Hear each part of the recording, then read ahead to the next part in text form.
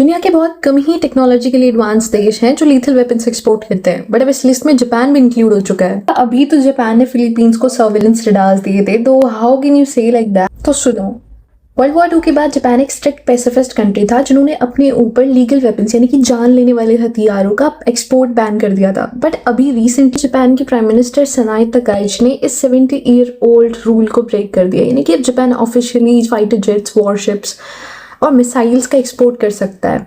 But you might think कि अब उनसे हथियार खरीदेगा कौन, they are new to the market and etcetera etcetera. But you know what, they were producing the weapons क्योंकि उनकी टेक्नोलॉजी बहुत एडवांस है, बट वो खुद के लिए ही प्रोडक्शन कर रहे थे क्योंकि मास प्रोडक्शन था नहीं, तो the quality was extreme, the precision is extreme, and that is the reason why Australia has shown interest in the Mogami class frigate. Japan की technology is comparable with US, यानी कि they were making Patriot missiles and interceptors with US.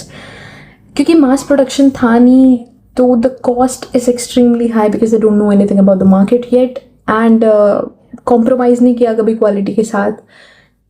But now they are planning to make weapons with low cost manufacturing hubs like India. मे भी हो सकता है Indian navy के अंदर future में हमें जापानीज स्टाइल टेक्नोलॉजी दिख सके। आपको क्या लगता है जापान ने अपने 70 साल पुराने इस रूल को अब क्यों चेंज किया?